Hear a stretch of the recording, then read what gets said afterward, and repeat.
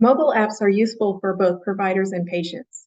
Providers can reference apps quickly when caring for their patients, whether it's for a treatment plan, drug interactions, or general information. And patients can benefit by having more knowledge when talking to their providers. When creating an app, it's important to work with an experienced educational app developer.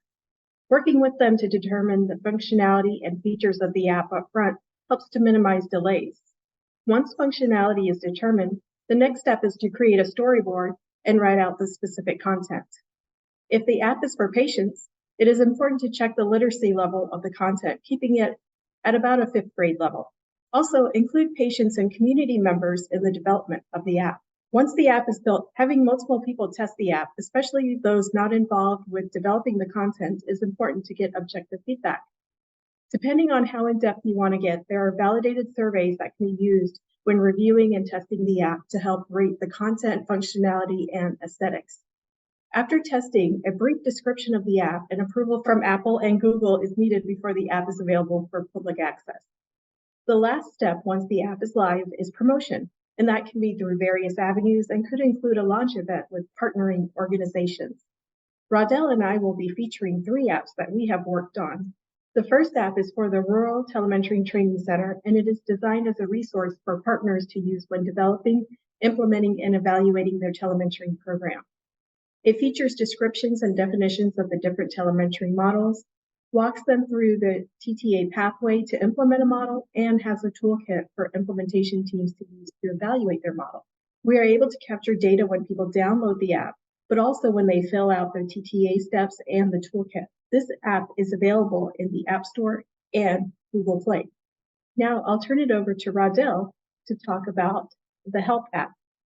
Thank you, Trisha.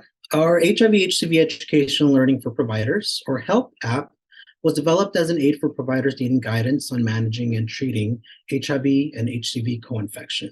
The app was developed with input from both specialty and primary care providers and guidance on how to manage and treat HIV/HCV co-infection cases out throughout the care cascade, from initial screening and diagnosis through choosing treatment options, how to stage the disease, and hopefully achieving an HCV cure for that provider's patient. The app features the decision tree to help providers choose the best treatment options for their patients, a drug access protocol to help them get approval for the treatment best for their patients, and offers continuing education resources as well. This app is available on the Apple and Google Play Store for anyone to download. Our HIV/HCV patient education app was also created to educate newly diagnosed HCV and HIV/HCV co-infected patients.